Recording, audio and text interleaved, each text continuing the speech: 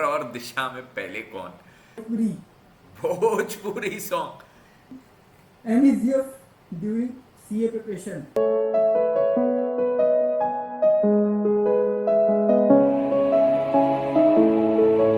जी हाँ दोस्तों, मैं शुभम तिवारी आप सभी का स्वागत करता हूँ अपने चैनल सुनर सीए पर। और आज हम सीए तेजस सूचक सर के साथ जुड़ चुके हैं और सर से बात करने वाले हैं। सबसे पहले सर आपका बहुत बहुत धन्यवाद, आपने अपने बिजी शेड्यूल में से हमारे लिए टाइम निकाला बातचीत करने के लिए, इसके लिए बहुत बहुत धन्यवाद। थैंक यू, और थैंक यू, हम थैंक यू सर फॉर से हैविंग। बातचीत स्टार्ट करें उससे पहले, अगर आप चैनल पर नए हो तो चैनल को सब्सक्राइब कर दो, वीडियो को लाइक कर दो और ऐसे हमारे आने वाली वीडियोस की नोटिफिकेशन पाने के लिए बेल आइकन को दबाना बिल्कुल ना भूलें। तो सर, जो हमारे नए व्यूअर्स हैं, हम चाहेंगे आप उनको अपना एक इंट्रोडक्शन दे दीजिए। तो यहाँ पे शुभम जो है सूनर सीए चैनल चलाता है, बहुत अच्छा चैनल चलाता है। तो उसके साथ आज मैं यहाँ पे आप सबके साथ जुड़ा हूँ। मैं हूँ तेजस सूचक, किस्मत से चार्टर्ड अकाउंटेंट बन गया, ऊपर वाले की दुआ थी, ऊपर वाले का आशीर्वाद था, और अब बच्चों को चार्टर्ड अकाउंटेंट बनाने के पीछे लगा हुआ हूँ। So that is about me. Sir, मेरा सबसे पहला सवाल है कि आपने किस क्लास में या किसके कहने पे सीए बनने के लिए डिसीजन लिया था? सर था या किस क्लास में लिया था? सीए बनने का डिसीजन कि सीए करना है, ये तो मैंने ट्वेल्थ के बाद में डिसाइड किया। और ट्वेल्थ के बाद में भी रजिस्ट्रेशन पहले मेरा आईसीएआई में हो चुका था। जैसे सब स्टूडेंट सीए फाउंडेशन के पहले रजिस्टर करते, तब सीपीटी हुआ करता था, तो मैंने भी रजिस्टर कर लिया था। बट रजिस्टर मैंने किया था एक क्रिकेट टूर्नामेंट खेलने के लिए, क्योंकि यहाँ पे नागपुर में जो नागपुर का विकासा होता है वो स्टूडेंट्स का क्रिकेट जी टूर्नामेंट सर। करवाता है। तो वो टूर्नामेंट खेलने के लिए मैंने रजिस्टर करवाया था। करना मुझे था सीए छोड़ के दूसरी चीज़ है लाइफ में, तो मैंने खाली क्रिकेट टूर्नामेंट खेलने के लिए रजिस्टर करवा लिया, क्रिकेट टूर्नामेंट खेल लिया। मेरी तब के लिए तो सीए की जर्नी खत्म हो गई थी। उसके बाद फिर साल डेढ़ साल बाद डिसाइड किया कि अब सीए करेंगे। Sir, it's very interesting story. I can't imagine कि ऐसी कुछ स्टोरी होगी। और सर, सेकंड क्वेश्चन ये है कि आपको ओवरऑल सीए बनने में कितना टाइम लगा? जैसे आपने स्टार्ट किया, अदर लोग मतलब जान पाए कि उनको कितना टाइम लेना सफिशिएंट रहेगा? तो सीए बनने में कितना टाइम सफिशिएंट रहेगा? देखो, सफिशिएंट तो जो मिनिमम टाइम होता है वो भी सफिशिएंट है, और उसके बाद तुम जितना टाइम लो उतना सफिशिएंट है, बात वैसी है। तो मुझे सीए बनने में CA foundation CPT first attempt में क्लियर हो गया था। सीपीटी के बाद मेरा इंटरमीडिएट जो था वो भी फर्स्ट अटेम्प्ट में क्लियर हो गया था। एंड सीए फाइनल में मेरे को फिर 4 अटेम्प्ट लगे। So that was the time I took to clear my chartered accountancy. It means time लेता है, कोई दिक्कत नहीं, पर आगे इसका बेनिफिट बहुत ज्यादा मिलने वाला है। देखो, लाइफ नेक्स्ट। में लाइफ इज नेवर अबाउट कि आप कोई भी चीज कितना फास्ट कर लेते हो, और life is also not so easy कि आप कोई भी चीज बहुत आराम आराम से करो, कि हाँ ठीक है आराम से चल रहा है सब हो जाएगा। Life is not about that also. मतलब लाइफ में कोई भी चीज का ऐसा नहीं है कि बहुत फास्ट कर लो तो आप आगे रह जाओगे, या बहुत स्लो किया तो भी चल जाएगा। लाइफ इज अबाउट कि how well you learn from your mistakes.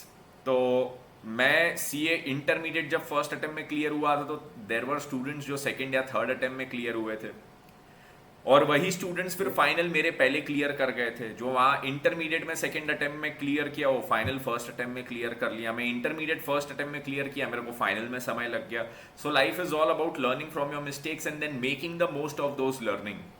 तो यस, सीए फाइनल में काफ़ी कुछ चीज़ें सीखी थी मैंने, पर्सनली अपने बारे में भी जानी, अपनी वीकनेसेस काफ़ी सारी समझी, वीकनेसेस को ओवरकम कैसे करना वो समझा। And CA final is all about, it tells you, it makes you realise कि आपके अंदर कितना पोटेंशियल है जो आपने कभी ये उसको अनलीश नहीं होने दिया है। तो वो जब एक बार आदमी समझ जाता है उसका पोटेंशियल कितना है, तो उसके बाद फिर वो लाइफ में उसको बहुत काम आता है वो सक्सेसफुल बनने में। तो that is the thing about CA जो मैं सीए से सीखा हूँ। सेकंड टीचर, अगला क्वेश्चन है कि आपने टीचिंग क्यों चूज की? मतलब सीए बनने के बाद प्रोफेशन जॉब अच्छे ऑप्शन थे, आपके पास एक बिजनेस का भी ऑप्शन है जहाँ तक मुझे नॉलेज थी, जी। पर टीचिंग क्यों ऐसा है? तो बिजनेस का ऑप्शन बिल्कुल था, बिजनेस का ऑप्शन मेरे पास आज भी है। बट मेरे डैड मेरे को बचपन से ये चीज़ कहते आ रहे हैं कि बेटा कर वो चीज़ जो तुझे पसंद आती है, उसमें करना कैसे मैं तेरी उसमें मदद करूंगा। सो ही वॉज नेवर लाइक कि करना क्या है वो मेरे पिताजी मुझे बताएंगे। Because he was always like तेरे को क्या पसंद आ रहा है वो बता, अपन वो करेंगे, बट वो चीज़ को एग्जीक्यूट कैसे करना, उसकी प्लानिंग एग्जीक्यूशन, उसमें कुछ हर्डल्स आ रहे तो उसको ओवरकम कैसे करना, उसमें मैं तेरे साथ खड़े रहूंगा। तो जब मैं सीए फाइनल में था, मुझे टीचिंग में बहुत इंटरेस्ट आ रहा था। नागपुर में एक क्लास हुआ करती थी एक सर की, वो सर की क्लास ऑडिटोरियम में हुआ करती थी, 500 बच्चे उसमें बैठते थे, और वो 500 बच्चों को वो सर दिन के 8 घंटे पढ़ाते थे, सुबह के 4 घंटे, शाम को 4 घंटे। इट्स लाइक चलो यहाँ पे तो मैं उनका नाम भी ले सकता हूँ, विशाल भत्तड़ सर है वो, आज भी पढ़ाते हैं, काफ़ी उम्दा फैकल्टी है CA final IDT NCA inter IDT के। तो मैं सीए फाइनल आईडीटी उनसे पढ़ा था। तो जब मैं सीए फाइनल आईडीटी उनसे पढ़ा था, तो विशाल सर दिन के 8 घंटे हमको नागपुर में पढ़ाते थे, क्योंकि 40 दिन के लिए वो नागपुर आते थे साल में, और 40 दिन में पूरा सिलेबस कवर करते थे। 8 घंटे की खूबी ये थी कि वो सुबह के 4 घंटे स्टार्ट होते थे 5:30 बजे, 5:30 से 9:30, और शाम के भी 4 घंटे स्टार्ट होते थे 5:30 बजे। और वो 5:30 से 9:30 के जो सुबह और शाम के 2 स्लॉट होते थे, उसके बीच में बच्चे आर्टिकलशिप जाते थे। तो बच्चे पहले क्लास जाते थे सुबह 4 घंटे, फिर आर्टिकलशिप, फिर रात को वापस क्लास। सुन के ही ये बहुत टायरिंग लगता है। तो बच्चे, जब हम लोग वो एक फेज से गुजर रहे थे वो 40 दिन के, तो एक मेंटालिटी आप समझ सकते हो एज अ स्टूडेंट क्या रही होगी कि दिन भर क्या करना है, खाली क्लास करना है, और उसके बाद आर्टिकलशिप जाना है, फिर वापस क्लास करना है। बट उतने टायरिंग मेंटालिटी को भी वो अपने टीचिंग से बच्चों को जोड़ के रखते थे अपनी क्लासेस में। मतलब आई रिमेंबर डे 1 से लेके डे 40-45 जितने भी दिन की वो क्लास थी, 500 बच्चों की कैपेसिटी थी, पूरे 500 के रजिस्ट्रेशन हुए थे, और लास्ट डे तक भी ऐसा नहीं हुआ होगा कि 500 में से किसी भी दिन 475-470 बच्चों से कम उनकी क्लास में आए हो, क्योंकि बच्चे वैसे एब्सेंट तो रहते ही है कुछ ना कुछ। बट इट्स लाइक मुझे वो चीज़ बहुत ज़्यादा पसंद आई थी कि यू वो स्किल जिसमें तुम लोगों को पूरा अपनी तरफ खुद जो बोल रहे हो उसमें जी पूरा सर। एक मग्न कर सको। So that was a skill that was very fascinating to मी।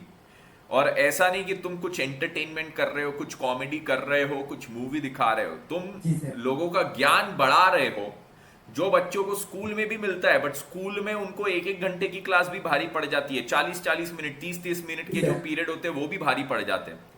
तो स्कूल में बच्चे वो 30-30 मिनट नहीं बैठ पाते, और वही बच्चे वो 12th से निकलने के बाद 3 ही साल उनको हुए, और 3 साल में तुम उनको दिन के 8 घंटे बिठा रहे हो। So that was something very fascinating to me. और तब मेरे को ऐसा हुआ कि भाई ये चीज करना है अपन ने, जिसमें अपन लोगों की लाइफ में ऐसा इम्पैक्ट लेके आए कि उसको बाकी लाइफ में जो भी चीजें चल रही हो वो सब छोड़ के, वो दिन के वो 2 घंटे, वो 3 घंटे अपने साथ जब बैठा रहे, तब उसको ऐसा लगे कि यार ये मेरे डे का बेस्ट टाइम है। और वो सोचते सोचते वो अपनी लाइफ में नॉलेज के पॉइंट ऑफ व्यू से एक अलग लेवल पे जा रहा हो, मतलब उसकी लाइफ अपन ग्रो करवा रहे हैं। तो लाइफ ग्रो करवा रहे हैं और साथ में उसको बर्डन भी नहीं लग रहा है। So that is the skill that Drew my attention and that fascinated me. तब मैंने डिसाइड किया कि भैया यार ये चीज में पैसा भी है, ऑब्वियसली टीचिंग भी कर रहा हूँ, कुछ भी चीज करूंगा तो पैसा तो उसमें इंपॉर्टेंट है, घर वालों को खिलाना है, पैसा भी है, ये चीज में जी रिस्पेक्ट भी, और ये चीज से I can make an impact in the life of students.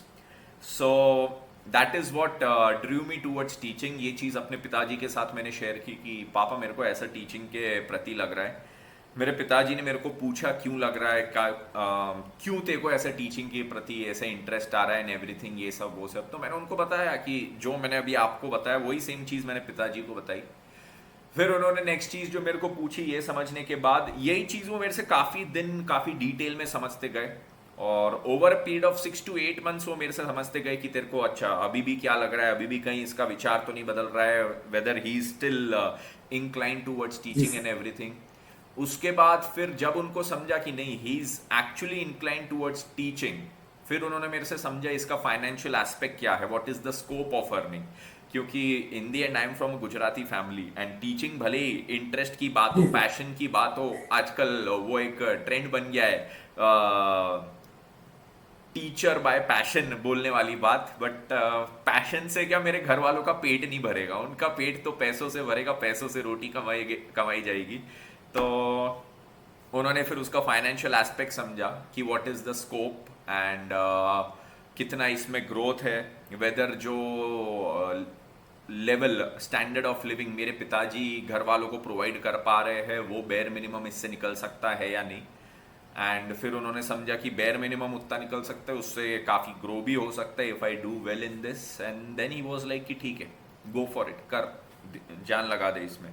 तो सीए फाइनल क्लियर करने के पहले ही मैंने टीचिंग के लिए खुद पढ़ना स्टार्ट कर दिया था। एंड पढ़ाना स्टार्ट नहीं किया था because I was very clear and my family was very clear, कि फैमिली मतलब my mom dad were very clear कि पहले सीए बन जा, खुद एक बार एक अपने नाम के आगे सीए लगा ले, और उसके बाद फिर समय लगे जितना लगे उतना ले और कर, जी जान लगा के। So that is how I ventured into teaching. Question है व्हाई अकाउंट ओनली, मतलब व्हाई अकाउंट वाई आपने चूज अकाउंट? किया है पढ़ाना? तो अकाउंट्स पढ़ाने का कारण सिंपल ये था कि जब मैं लाइब्रेरी सीए फाइनल में था तो लाइब्रेरी पढ़ने जाता था। तो लाइब्रेरी पढ़ने जाता था तो सीए फाउंडेशन, इंटरमीडिएट, फाइनल तीनों के बच्चे वहाँ रहते थे। तीनों के बच्चे वहाँ रहते थे, तो उसमें इंटरमीडिएट और फाउंडेशन के जो स्टूडेंट्स थे वो कभी कभी ज़रूरत पड़ी तो फाइनल वालों से हमसे डाउट पूछ लेते थे। फाइनल वालों से डाउट पूछ लेते थे तो ऐसा था कि अब जैसे किसी सीए इंटरमीडिएट वाले ने कुछ डाउट पूछा, तो वो डाउट के लिए मैं उसी की बुक लेता था, उससे एक बार खुद समझ लेता था कि क्या चीज़ है वो, क्योंकि ऑब्वियसली इंटर की चीज़ें एकदम तो फाइनल में पूरी दिमाग में रहती नहीं है। तो पहले 2-5 मिनट खुद समझता था, और वो समझने के बाद जब मैं उसको समझाता था तो अकाउंट्स एक ऐसा सब्जेक्ट था कि जिसमें मैं जो चीज़ उसको समझाता था बहुत अच्छे से उनको समझती थी। तो ये एक बार, 2 बार, 3 बार, 4 बार, ऐसे काफ़ी सारे लोग थे, बहुत बड़ी लाइब्रेरी थी, काफ़ी स्टूडेंट्स थे वहाँ पे। तो फिर कुछ 2 से 3 महीने में ऐसा हो गया कि फिर अकाउंट्स रिलेटेड कुछ भी डाउट रहता था तो वो बच्चे मेरे से ही पूछने आते थे। काफ़ी बार तो ऐसा हो जाता था कि मैं जब लाइब्रेरी से घर वापस आता था तो मैं उनके डाउट्स लेके आता था कि तुम मेरे को दे दो, मैं घर पे जाके पहले वो कॉन्सेप्ट एक बार पढ़ लेता हूँ, कॉन्सेप्ट खुद पूरा क्लियर कर लेता हूँ और फिर तुमको समझा देता हूँ। तो वो भी जब मैं करता था तो उनको फिर अगले दिन वो कॉन्सेप्ट जब मैं समझाता था तो 2 मिनट में उनको वो समझ जाता था और काफ़ी क्लैरिटी से उनके दिमाग में बात जाती थी। And this was mainly with practical subjects and specifically with accounts. और अकाउंट्स में जब सीए फाइनल का भी खुद भी पढ़ता था तो ये चीज़ थी कि मेरे को कभी वो लिख के सॉल्व नहीं करना पड़ता था, I could just yes. Get the entries in my head कि कोई भी चीज़ ना, अकाउंट्स फाउंडेशन से फाइनल तक, स्टार्टिंग से एंड तक हर चीज़ उसकी डबल एंट्री बेस्ड होती है। तो हर चीज़ का मैं डबल एंट्री उसका दिमाग में ही कर पाता था, और वो डबल एंट्री से मैं बुक्स में देख पाता था कि अच्छा इसका एक इफेक्ट यहाँ गया, एक इफेक्ट यहाँ गया। तो विदाउट सॉल्व करे ओरली ही अकाउंट्स के बड़े बड़े क्वेश्चंस भी मेरे से हो जाते थे। प्लस जो चीज़ मेरे को नहीं समझती थी कि बुक में जो मेथड दिया है या फिर क्लास में जो सर ने मेथड बताया वो नहीं समझता था, तो वो एक सब्जेक्ट ऐसा था कि उसमें मैं बैठ के अपनी मेथड्स पूरी निकाल सकता था। सो समाव उस सब्जेक्ट के साथ रिश्ता नाता अलग था मेरा। तो इसलिए फिर डिसाइड किया कि यार ये सब्जेक्ट अपन को पसंद आ रहा है, ये सब्जेक्ट समझाना बहुत अच्छा जम रहा है, तो अपन इसी सब्जेक्ट के साथ आगे बढ़ेंगे। So that's why accounts. Sir मेरा क्वेश्चन ये है कि एक रिजल्ट में रिजल्ट होता है, एक्सक्यूज मी। वेदर वो पॉजिटिव हो या निगेटिव हो, पास हो या फेल हो, उसमें एक स्टूडेंट और टीचर के एफर्ट का क्या रेशियो रहता है? मतलब अगर एक बच्चा पास हुआ है या फेल हुआ है तो क्या माना जाए उसमें कितने परसेंट गलती या अप्रिशिएशन, मतलब पास हुआ है तो उसमें टीचर का था और कितने परसेंट उसमें स्टूडेंट का था? सबसे पहली चीज़ देखो, बच्चा पास होगा तो टीचर उसके साथ इंटरव्यू करेगा। पास होगा और उसमें 90+ लाएगा तो उसके साथ सोलो इंटरव्यू करेगा। और पास होगा, 90 लाएगा, रैंक लाएगा तो उसके साथ 10 इंटरव्यू करेगा। वो बात हो जाती है बिजनेस पर्सपेक्टिव की। आज वो चीज़ मतलब किसी को भी करना ज़रूरी है। आज अगर आपके बिजनेस में आपका एक प्लस पॉइंट है तो कोई भी टीचर, वो कोई भी बिजनेसमैन वो चीज़ ज़रूर उसको हाईलाइट ज़रूर करेगा। बट वो एक बिजनेस पर्सपेक्टिव तो हो गया कि एक रैंक होल्डर स्टूडेंट मेरे से पढ़ा है, बट उसमें एक्चुअली अगर अब मैं जेन्युइनली बात करूँ एक टीचर का कितना रोल, टीचर का रोल रहता है उसमें, whether a student is passing, whether a student is failing, whether a student is scoring examination, whether a student is scoring 80+ in a subject, 90+ in a subject, और a student is scoring a rank. Teacher का contribution 30% के ऊपर मैं नहीं मानता। Teacher का contribution क्या आता है उसको सब्जेक्ट नॉलेज देने में। टीचर का कंट्रीब्यूशन आता है उसको सब्जेक्ट नॉलेज के साथ उसको ये एक समझा देने में कि उसको कितनी मेहनत करना है, एक उसका शेड्यूल सेट कैसे करना है। टीचर का आ जाता है उसमें कंट्रीब्यूशन ये देखने में कि वो बच्चे को सारी चीज़ें क्लियर हुई है या नहीं हुई है। और टीचर का कंट्रीब्यूशन आता है कि लास्ट में एग्जाम टाइम पे उसको कॉन्फिडेंस देने में कि भाई तू खुद पे भरोसा रख, मैंने तेरे को जो पढ़ाया उससे मेरे को पता है कि तू कितना केपेबल है, तू कितना काबिल है, तू खाली खुद पे भरोसा रख के जा। उसके बीच में बहुत सारी चीजें आती है जिसमें से सबसे इंपॉर्टेंट रहती है सेल्फ स्टडी करना, दूसरा रहता है खुद का दिमाग मैनेज करना, तीसरा रहता है अपने घर वालों को मैनेज करना, अपने सराउंडिंग्स को मैनेज करना, चौथा रहता है खुद को मोटिवेटेड रखना ऑन अ डेली बेसिस, पांचवा रहता है डिसिप्लिन। ये सब स्टूडेंट को खुद से करना पड़ता है। तो आज बीइंग अ टीचर, कोई भी टीचर पर्सनली तो कोई स्टूडेंट को वन ऑन वन तो नहीं पढ़ा रहे। अगर मैं वन ऑन वन किसी स्टूडेंट को पढ़ाऊँ तो मैं बोल सकता हूँ अगर वो रैंक लेके आया तो 70% मैं उसमें रिस्पॉन्सिबल हूँ, 80% मैं रिस्पॉन्सिबल हूँ। जब तक वो नहीं है मैं वेरी सिंसियरली ये बोलूँगा एनी टीचर, मैं चलो बाकी टीचर्स की बात नहीं करता, मैं बोलूँगा मैं अपने स्टूडेंट के कोई भी कॉन्ट्रीब्यूशन में 30% तक रिस्पॉन्सिबल हूँ, उससे ज़्यादा नहीं। मेजॉरिटी जो भी है वो और उसकी फैमिली रिस्पॉन्सिबल है। एंड एक चीज़ मैं आज स्टूडेंट्स को ज़रूर बोलूँगा, क्योंकि ये टॉपिक निकला है, तो एक चीज़ पे ज़रूर फोकस करो, चाहे आप इंटर में हो, फाउंडेशन में हो, फाइनल में हो। कोर्स जल्दी निपटाने पे कभी फोकस मत करो। जो मैं अपनी क्लास में अपने स्टूडेंट्स को हमेशा बोलता हूँ, ये चीज़ पे मेरा कभी फोकस नहीं रहेगा कि मैं तुम्हारा कोर्स 2.5 महीने में ख़त्म करवा दूँ। 2.5 महीने में क्या, क्रैश बैच कर लेते अपन 1 महीने में ख़त्म कर लेंगे। मुद्दा ये है कि तुमको कितना अच्छे से वो चीज़ समझा है और उसके तुमने एग्जाम लेवल के कितने क्वेश्चंस किए हैं। वो चीज़ आप जब तक अच्छे से एक एक चीज नहीं करते हो तब तक आपकी एग्जाम पॉइंट ऑफ व्यू से तैयारी नहीं होती है। And this is from my own personal experience, क्योंकि मैं जब स्टूडेंट था मेरे दोस्त लोग मुझे बोलते थे हमारे 3 रिवीजन हो गए, 4 रिवीजन हो गए, ऐसा हो गया वैसा हो गया, और एग्जाम के पहले मेरा 1 रिवीजन होता था। मैं उनसे ज्यादा स्कोर करता था और वो लोग मेरे सीए बनने के बाद भी काफी समय तक अटेम्प्ट्स काफी लोग देते रहे। सो इट्स ऑल अबाउट, आप कोई भी चीज समझते हो तो कितनी क्वालिटी से समझते हो, रादर देन कितना फास्ट आपने बस वो कॉन्सेप्ट कवर कर लिया। So this is one advice I would like to give the students. And yes, answer to your question, personally मुझे ऐसा लगता है कि मेरे जितने स्टूडेंट्स हैं, टॉपर से लेके जो लीस्ट मार्क्स लाया है, सबके उसमें मेरा कंट्रीब्यूशन 30% जितना होता है, 30-40%, उससे ज्यादा मैं नहीं मानता। बाकियों का मानना कुछ और होगा, मेरा इतना ही है। सर नेक्स्ट क्वेश्चन है कि जो आपकी सैलरी मिली एज अ सीए फ्रेशर हाँ, 1 साल के अंदर या 2 साल के अंदर जो अब मिल रही है, उसमें मतलब डिफरेंस कितना स्टार्टिंग है? से जो और अर्निंग सैलरी में भी ग्रोथ बहुत हुआ वगैरह पहले वैसा। मिली। तो अच्छा अर्निंग ठीक की है। अगर बात करो तो मैंने कभी कहीं ऐसा फिक्स्ड इनकम वाली जॉब की ही नहीं है। And that is not a thing that will ever keep me motivated. अगर मेरी इनकम मेरे को पता हो कि साल भर या अगले 2 साल, अगले 5 साल, हर महीने मेरे को इतना आने वाला है, that will never keep me motivated. ये अगर मेरा सिनारियो बन गया तो I will be the most lethargic person ever, और मेरा मोटिवेशन ही खत्म हो जाएगा, काम करने का मोटिवेशन खत्म हो जाएगा।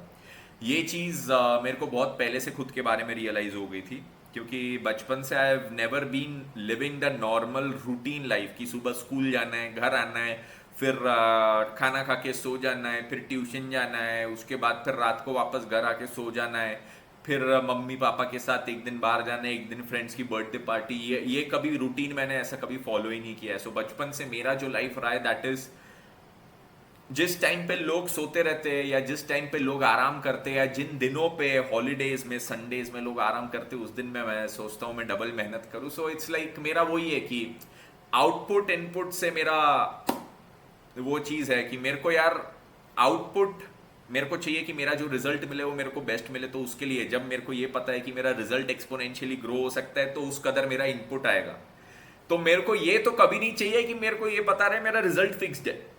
रिजल्ट फिक्स्ड है तो मैं इनपुट डालने वाला इंसान ही नहीं हूं। तो मैंने पहले दिन से कभी भी जॉब नहीं की थी। So when I started with my teaching journey, वो भी वही था, जितने बच्चे आएंगे, जितनी फीस आएगी, उतना मेरे को अर्निंग होगी, सिंपल सी बात थी। सीए में क्लियर किया जनवरी 2017। जो टीचिंग की फर्स्ट बैच मैंने स्टार्ट किया दैट वाज अगस्त सितंबर 2017। तब तक मैं खाली अपना मटेरियल ही तैयार कर रहा था, टीचिंग कंटेंट ही पूरा तैयार कर रहा था। और मैं सीए बनने के बाद भी 7-8 महीने इसलिए इन्वेस्ट किया क्योंकि मेरा हमेशा से मानना ये था, content is always the king.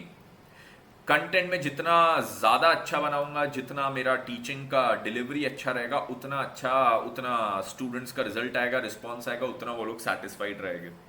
सो मुझे आज भी याद है जो वो नवंबर अटेम्प्ट वाले बच्चे थे, नवंबर 2017 मेरी फर्स्ट बैच, आज उसमें से काफ़ी बच्चे सीए भी बन चुके हैं and I see them on Instagram and social media. वो लोग भी अब जॉब्स कर रहे हैं ऐसा वैसा, तो देख के बहुत अच्छा लगता है। तो वो स्टूडेंट्स जो मेरे फर्स्ट बैच के स्टूडेंट्स थे, उनको क्रैश बैच मैंने लिया था उनकी ऑब्वियसली, उससे जो मेरे को कमाई हुई थी दैट वाज टोटल 12,000 रुपीज़। 2 महीने की, वो 1.5 से 2 महीने की बैच थी, तो 12,000 रुपीज़ की कमाई हुई थी। सेकेंड बैच फिर उनके एग्ज़ाम ख़त्म होने के बाद स्टार्ट हुई थी और वो मेरी फिर दिसंबर जनवरी में चली थी वैसा। तो सीए बनने के बाद सबसे पहले 12 मंथ्स में तो मैंने 12, 15, 20 हज़ार रुपये कुछ कमाए होंगे, दैट वाज इट। फिर धीरे धीरे वहाँ से ग्रो करते गया करते गया करते गया, लगे रहा। मेरा वही था कि आई ऑलवेज बिलीव कि आज अगर मेरे को रिटर्न्स नहीं आ रहे हैं कोई टेंशन नहीं है, आज मेरे को इनपुट इनपुट इनपुट डालते रहना है, डालते रहना है, डालते रहना है। घड़ा कभी तो भरेगा, घड़ा भरेगा तो ऊपर से ओवरफ्लो तो होगा ही कभी ना कभी, और ओवरफ्लो जब होता है तो वो कंट्रोल के बाहर का होता है, तो ओवरफ्लो देखने में भी मजा आता है। आज अपन देखने जाते हैं एक वाटरफॉल को, है ना, वाटरफॉल को क्यों देखने जाते हैं, क्योंकि वो ओवरफ्लो हो रहा है। एक हाइट पे है जहाँ पे वो समा नहीं पा रहा है, वहां से वो गिरते जा रहा है, गिरते जा रहा है, बहते जा रहा है, वो देखने में भी मजा आता है, वो एक नज़ारा होता है। तो वैसा ही लाइफ में भी रिटर्न्स जब आपको एक्सपोनेंशियल मिलते हैं, तो एक्सपोनेंशियल रिटर्न्स के लिए पहले उतनी मेहनत, उतना इनपुट भी ज़रूरी होता है। तो धीरे धीरे फिर आते गए आते गए आते गए। मैं तो आज भी मानता हूँ कि वो एक्सपोनेंशियल वाले दिन आने के हैं, बचे हुए हैं। अभी भी इनपुट डालते जाओ डालते जाओ डालते जाओ, किसी दिन घड़ा भरेगा। जल्द ही आएगा ऊपर की कृपा से। जल्द वो आएगा लेट आएगा पता नहीं, ऊपर वाला मेहनत देख के देगा जरूर, वो ऊपर वाले पे भरोसा है। सर चेंज कितना आया सर, 12 में से अब में चेंज कितना आया? 12 में से मतलब 12th के बाद। नहीं नहीं, तब आपने 12,000 बोला था, हाँ। फर्स्ट जो आप पाए थे, अब कितना एक गुना हो गया उसका? कितने एक्स बढ़ गया बोले, कितना एक्चुअली एक्स मैंने इनकम गुना बढ़ नहीं गया। पूछा था, मल्टीप्लाई भी मैंने पूछा था। तो अब मैं कैसे बताऊँ कितना बढ़ गया। जैसे आप चीज आप किसी थिंग के बेस पे बता सकते हैं, प्रेजेंट टाइम में मैं थिंग ये के बेस थिंग पे। बड़ी इजीली से अडॉप्ट कर सकता हूँ, तो हम समझ जाएंगे, इसमें कोई बहुत बड़ी बात नहीं है। तब जब मैं सीए बना था तब मेरे पास एक R15 थी जो पिताजी ने ले दी थी 2010 में, तब वो चलाता था। उसके बाद अब एक हार्ले डेविडसन चलाता हूँ, वैसे बोल सकता अपने हूँ। बैकग्राउंड तो बाइकों का मुझे बड़ा शौक है। गद्दे बाइकों मतलब बाइक्स, बाइक्स बाइकों मराठी में आई बाइक नो होता है। तो बाइकों नहीं बोलता हूँ मैं, क्या था। मराठी में बाइको मतलब वाइफ होता है, मैंने बोला बाइको, बाइक्स का मेरे को बड़ा शौक है, तो इसलिए मैं क्लैरिफाई कर रहा हूँ, बाइको मतलब बाइक बोल रहा हूँ, बाइक्स का बड़ा शौक है, बाइकों का शौक नहीं है मुझे। तो बाइक्स का बड़ा शौक है। तो इसलिए मैं क्लैरिफाई कर दिया कि बाइक्स का बड़ा शौक है मुझे। तो जी सर, जी सर। मुझे आज भी अगर कोई बोलेगा कि एक लग्जरी कार लो या एक लग्जरी बाइक, तो मैं बोलूँगा यार लग्जरी कार क्या लेना, कार ऐसी सिंपल ले लो, यहाँ से वहाँ तो जाना है, लोग बैठने चाहिए, एसी होना चाहिए नॉर्मल, उसमें कंफर्ट होना चाहिए। बाइक का बड़ा शौक है। तो एडवेंचरस लाइफ। एडवेंचरस लाइफ, हाँ ठीक है, या थोड़ा बहुत। बाइक पे। But bikes is something I am really interested in, तो उस पर कभी कभी मैं सोलो, अब तो शादी होगी तो अब ज़्यादा सोलो राइड्स का मेरे को मौका नहीं मिलता, बट शादी के पहले बाइक लेके मैं सोलो राइड्स वगैरह पे ऐसे 60, 70, 80 किलोमीटर निकल जाना, फिर आ जाना। संडे मॉर्निंग्स जब फ्री होते थे तो अर्ली मॉर्निंग 5 बजे निकल जाना, 10 बजे तक वापस आ जाना घर पे। सो वैसे करते रहता हूँ। तो तो नेक्स्ट क्वेश्चन है कि हाँ, कोई भी जो सबसे ज्यादा इंस्टाग्राम पे पूछा गया था, आपको उम्मीद यही होगी, aim is your during CA preparation और बिफोर, मतलब इससे पहले गर्लफ्रेंड। हाँ थी।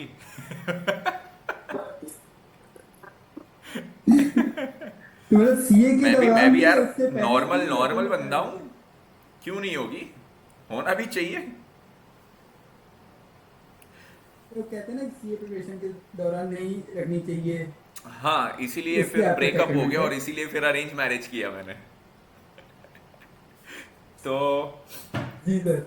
यस, गर्लफ्रेंड्स थी पहले, और नॉर्मल नॉर्मल जिंदगी मेरी भी थी, बट मेरा मेरा हमेशा से एक मतलब क्लासेस में भी मैं काफी बार ये एडवाइस। सख्ती को लेके, वो सख्त लौंडा वाली चीज को लेके मस्ती करते रहता हूँ, but it is a very important thing also in life कि नॉट जस्ट अ सख्त लौंडा thing but for both boys and girls, कि रिलेशनशिप में रहना कोई दिक्कत नहीं है, तुमको कभी कोई पसंद आया तो बिल्कुल क्यों ना। पहली चीज, टाइम पास के लिए मत रहो यार, जीवन में टाइम पास के लिए समय नहीं है। सीए कर रहे हो तो टाइम पास में तो यार समय व्यर्थ ही मत करो। जेन्युइनली कोई पसंद आता है, बिल्कुल you should pursue it and totally pursue it, but उसमें परस्यू जब वो चीज करते हो और फिर तुम्हारे लाइफ में एक ऐसा सिचुएशन अगर खड़ा होता है कि यार या तो वो या तो सीए, तो मैं बोलूंगा सीए, क्योंकि सीए कर लो तो फिर तुमको कोई भी मिल जाएगी।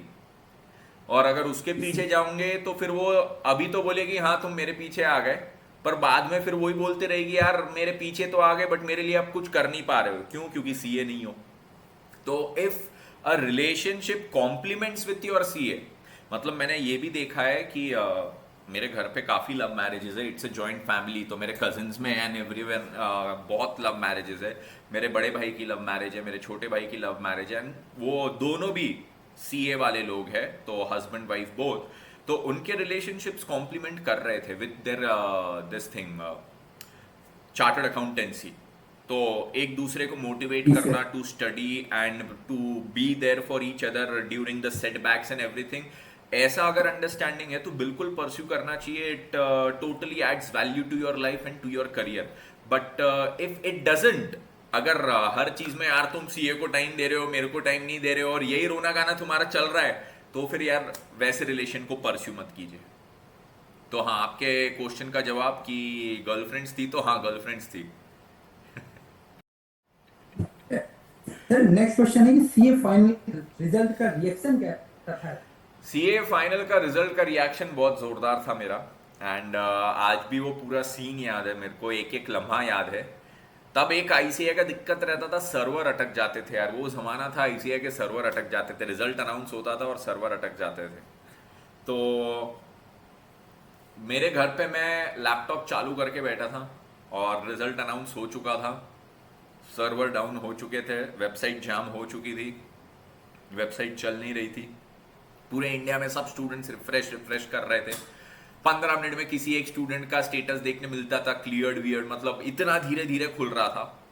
तो लगभग रिजल्ट के 2 सवा 2 घंटे बाद फिर मेरा रिजल्ट देखने के लिए सभी लोग एक्साइटेड थे, because every one was expecting मेरा जो थर्ड अटेम्प्ट था, मतलब मेरे पहले ग्रुप 2 के 2 अटेम्प्ट थे फाइनल में, और ग्रुप 1 के भी 2 अटेम्प्ट थे। उसमें जो ग्रुप 1 का फर्स्ट अटेम्प्ट था उसमें 192 में मैं फेल हो गया था।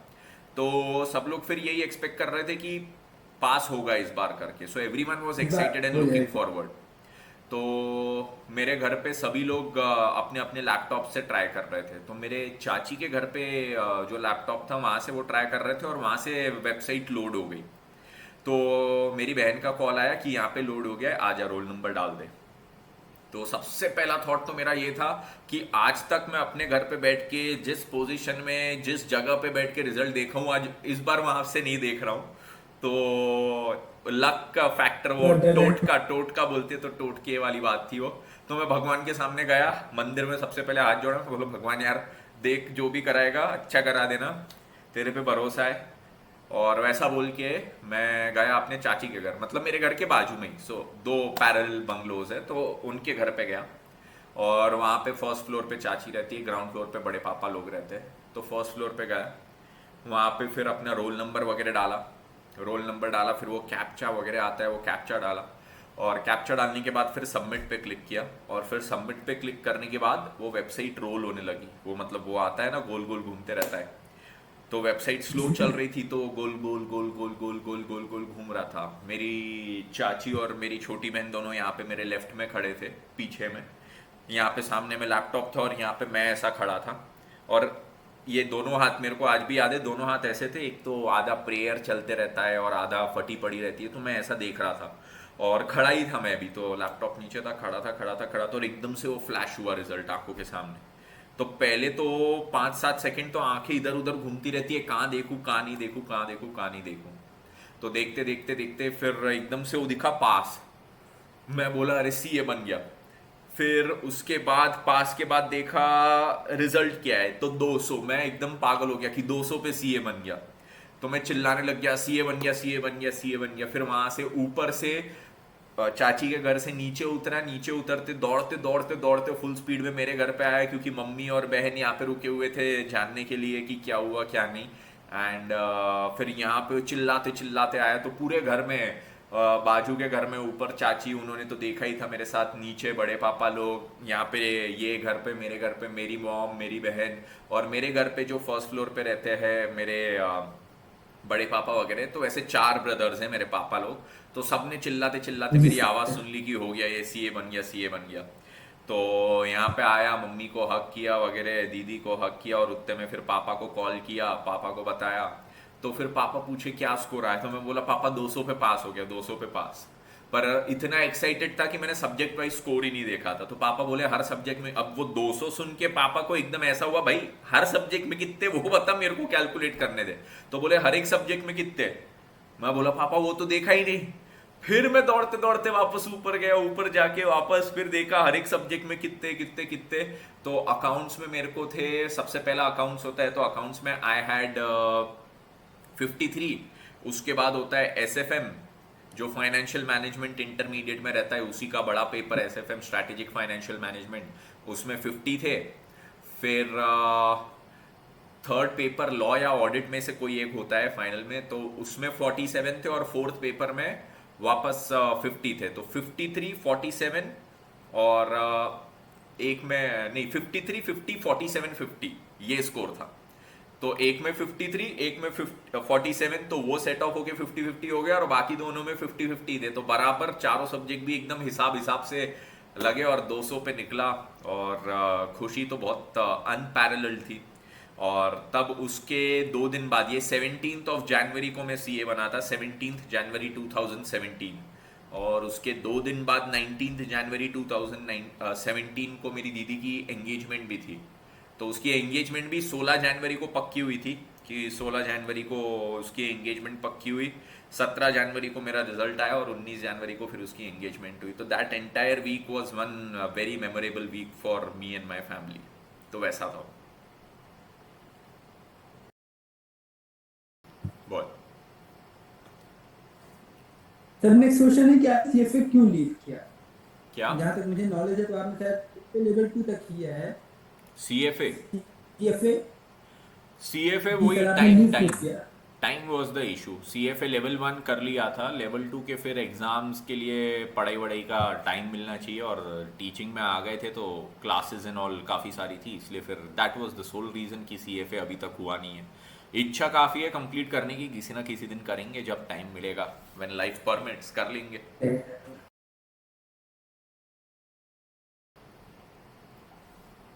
सर नेक्स्ट क्वेश्चन ये है कि अगर आपको अपनी लाइफ में वापस जाके कुछ चेंज करने का मौका मिले, चाहे कोई आपका डिसीजन हो या आपके साथ कुछ भी इंसिडेंट हुआ हो, आपको चेंज करने का मौका मिले, ऐसा कोई इंसिडेंट है या कोई डिसीजन है जो आप चेंज करना चाहेंगे, या परफेक्ट है जो भी है? लाइफ परफेक्ट तो कभी नहीं रहती है, जो है उसमें से परफेक्ट बनाना पड़ता है। मुद्दा जब आता है चेंज करने का, कुछ चेंज करना है, तो मैं बोलूँगा आंसर में नहीं, एक भी चीज़ चेंज नहीं करना है मेरे को। रीज़न उसका ये है कि ऐसा नहीं है कि सारी चीज़ें एकदम बढ़िया हुई थी लाइफ में, कुछ चीज़ों में बहुत लर्निंग्स भी मिली है। बट तब जो चीज़ें गलत हुई या बुरी हुई या जो भी चीज़ हुआ, उसको मैं आज भी नहीं बोलूंगा कि मेरे को वो चीज़ चेंज करके चाहिए, क्योंकि उस मोमेंट पे लाइफ में मेरे को एग्जैक्टली वही चीज़ करना था, इसीलिए मैंने वो चीज़ तब डिसाइड की थी करने की। तो तब मेरे को वो चीज़ करना था, तो उसको आज मैं चेंज नहीं करूंगा, क्योंकि तब मेरे दिमाग में था कि भाई ये चीज़ करना है, भले उसका रिजल्ट आउटपुट बाद में जाके गलत हुआ होगा, but at that point of time that is exactly what I wanted, hence I did it. तो मैं उसको आज नहीं बोलूंगा कि अब मेरे को वो चीज़ चेंज करना है।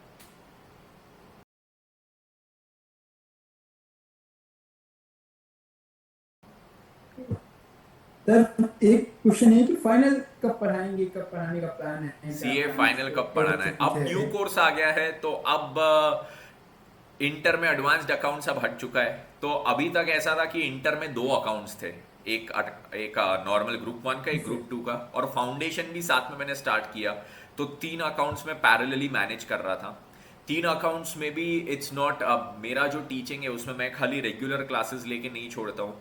एग्जाम के टाइम पे आई इन्वेस्ट अ जी lot in sir. Free lectures, because that is a way of giving back to students, rather ऐसा बोलते हैं ना, गिविंग बैक टू सोसाइटी, कि एक बार सोसाइटी ने अगर तुम पे भरोसा किया है, तुमको प्यार दिखाया है, तो you have to give it back. तो एग्जाम के टाइम पे मैं बहुत ज़्यादा इन्वेस्ट करता हूँ ये सारी चीज़ों में, free lectures, marathons, mini marathons, pre exam marathons and everything. तो मेरा जो टीचिंग पैटर्न है, मेरा जो पैटर्न है, उसमें मेरा टाइम बहुत ज़्यादा कंज्यूम होता था अभी अभी तक ये 3 अकाउंट्स में। एक तो फाउंडेशन का, एक इंटर जी के, सर। इंटर ग्रुप 1, एक इंटर ग्रुप 2। अब इंटर एक ग्रुप 2 से अकाउंट्स हट गया है, तो वो टाइम आई गेस मेरा बचेगा। That's the time that I can now invest in CA final. But immediately अब तो नहीं, एकदम इमीडिएटली नहीं हो रहा है। न्यू कोर्स आएगा, उसके कुछ समय में आई गेस हो सकता है। ये मैं पहले से बोल एक रहा था कि बच्चे ने जब न्यू सवाल कोर्स था आएगा, न्यू कोर्स आने के बाद मैं सोच सकता हूँ, बट अभी तो नहीं सोच सकता हूँ जब तक ओल्ड कोर्स है। सर एक क्वेश्चन था कि नोरा और दिशा में पहले कौन? नौर और दिशा में पहले कौन? अब ऐसा है इसमें कि थर्ड ऑप्शन है। प्राप्ति जिसकी पहले हो जाए, पहले वो। हाँ, ये बोलो आप थर्ड ऑप्शन। भाई आंसर में आप ले आए। नहीं, ऐसा नहीं, मैं तो बोल रहा हूं नौरा और दिशा में पहले कौन, तो जिसकी पहले प्राप्ति हो जाए, पहले वो। बच गए आज आप।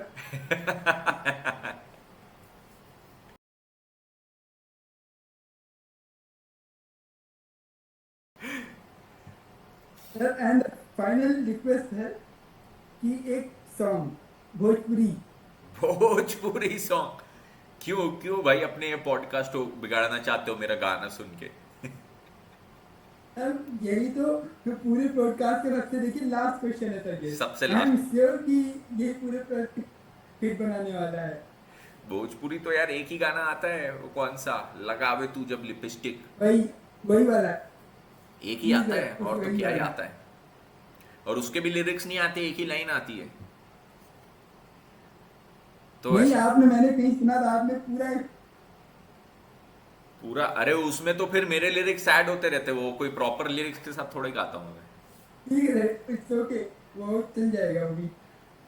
तो उ लगावे तू जब लिपस्टिक, ही लैले सारा डिस्ट्रिक्ट, जीला तो पला गेलू, कमरिया आहा, कमरिया आहा, कमरिया ना ना ना ना ना, लॉलीपॉप लागेलू।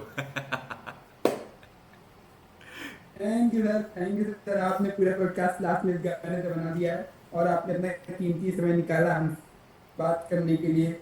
और आई एम श्योर कि बच्चे भी इसे सब लोग पसंद करेंगे। थैंक यू और so much. Thank you sir so much.